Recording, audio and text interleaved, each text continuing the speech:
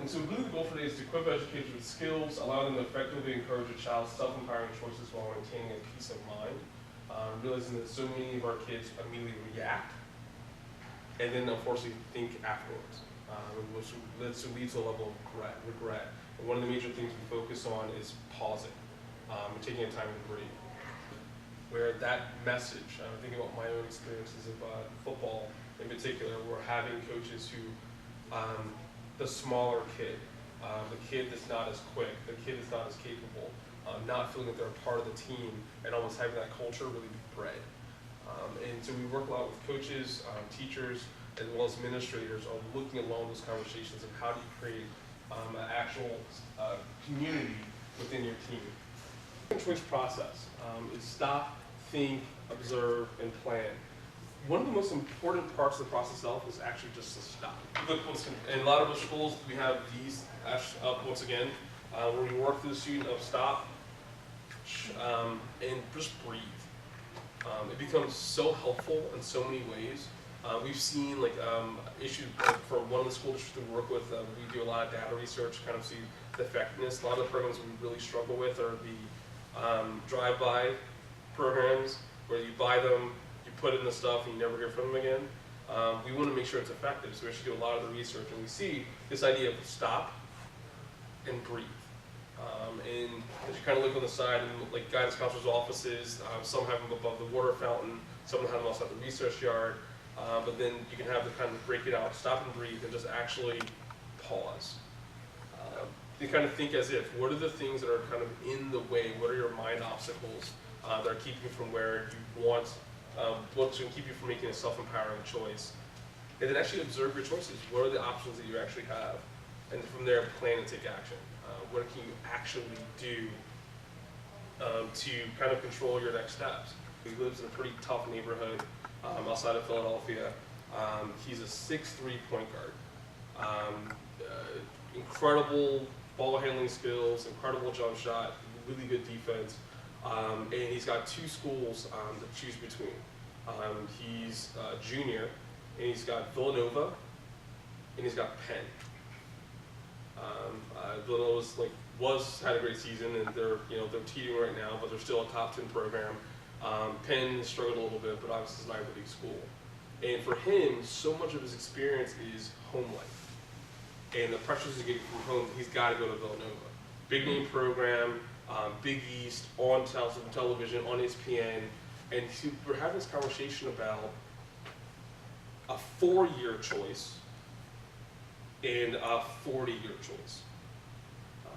And so one of the first things we talked about is this idea of stopping and breathing. He came into my office frazzled. He's had a conversation with both coaches. He wants to make a decision, and he's having a really hard time with creating a frame to figure it out. We just kind of literally just went through the process. And then talk, listen, and think as if. So what are the things that stand in his way, what we call as mind obstacles, and we'll go over that next. What are the things that are possibly holding you back from making this decision? And he was pretty transparent. He was what my family feels, what my neighborhood, my friends are going to say. Do I feel like I'm going to be accepted by others? Do I feel like I'm going to fit into the team? Am I good enough? All of these things are coming into play in his head, and for this 16-year-old boy, he couldn't sleep.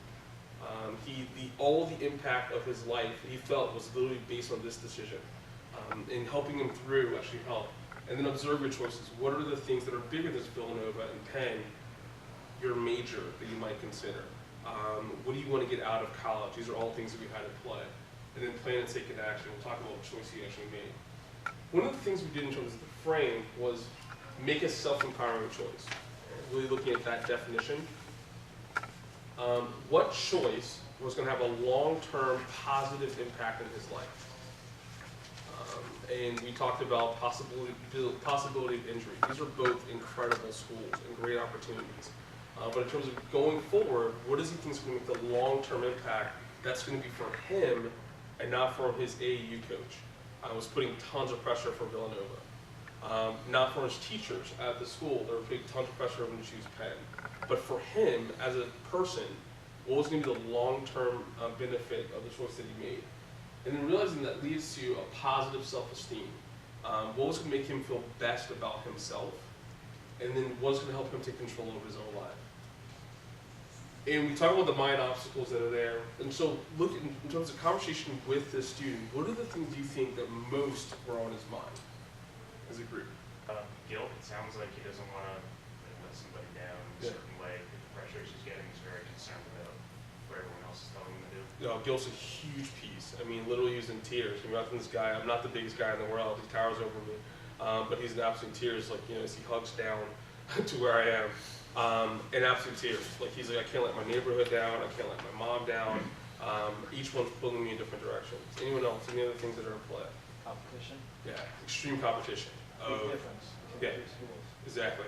And very, very big, huge difference. And that competition piece of, he's like, what's going to make me a better basketball player versus what's going to make me, in his eyes, it came down to basketball and scholarship. I'm thinking of what's going to make me a better scholar. And once again, two incredible schools, but that whole piece of if I choose Penn and my friends go to a better basketball program, am I going to regret that? And all that came into play in terms of what he felt comfortable with. And also there led to be a little bit of blame that, I'm 16 years old, why do I have to make this decision now? I'm too young to have to make these decisions. And then the level of stress was outrageous. It started impacting his games in the middle of his basketball season. We started seeing as the decision was going on, a guy that rarely makes turnovers, a guy who rarely misses free throws. All of these things started to weigh on him. What was really important was sort of what can he actually control? That was probably the most important of the conversation. He can only control certain things. Certain things might be out of his control. He might get injured. Villanova may not, and actually wind up part of the story, not having the major that he really wanted. The focus of the school, he wanted to go to business, and Wharton really was the focus in terms of that one being a large part of his decision. You can't control what others are going to say to you. You can't control Twitter.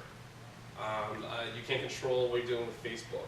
What you can control is your reactions to it, and you're accountable for that. We've done this for a wide range of educators and had these, just having time to talk about practices and what they do. We see the value, and the stories can go on forever. But what choices are your students dealing with right now? I saw some lists that were generated. So anyone just kind of chime in? Yeah. The friends that they're hanging out with. Okay. Friends. And once again, is that just that's not just a third or fourth grade level? That's a high school all the way through, right? Anyone else? I saw a lot of like nodding. Yes. Will I eat dinner tonight? Will it be food at home? Wow. Yeah. Basically, we see like scarcity, in terms of food, resources, electricity. Clothing, parents, will anybody be at home? Will it be by myself? Parents. Right? Coaching a 7th grade basketball game. And it was the first time in my coaching career it's ever happened. I know that other kids may have thought it, but it was the first time where we had a 10-point lead with 2 minutes left. That 10-point lead somehow got down to 2. You know the clock, where there's been a situation where I just want the clock to go so much faster. And I made subs because the 10-point lead was higher at one point, and then as a coach I'm looking at it starting to whittle down and the clock just won't.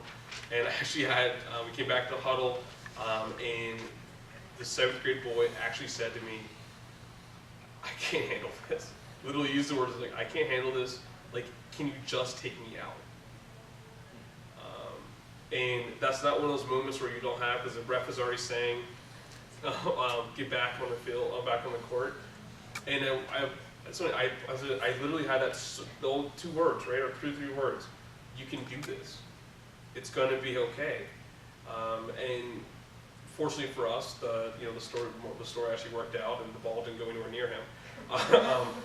But I think that piece of like those quick moments and having a response and being prepared to have a response, and having teachers that are trained to have those responses that don't take forever and aren't belabored is a major part of what we try to do. Is like in terms of the trainings we give administrators, teachers, and coaches. I mean, teaching character building is along those lines. Teach well, thought out responses to stressors instead of allowing or nurturing fight or flight reactions. having very specific reactions to things and statements that you have, just one thing like common language becomes a part of it. The number of times kids literally have to adapt from classroom to classroom. In this class, my teacher's triggers are blank. And if I do this, this is what's gonna make them blow up. In this class, because the teacher doesn't pay attention, you can yell or say whatever to certain kids and it's not safe. In this class, a different experience, and so having that common language is really important.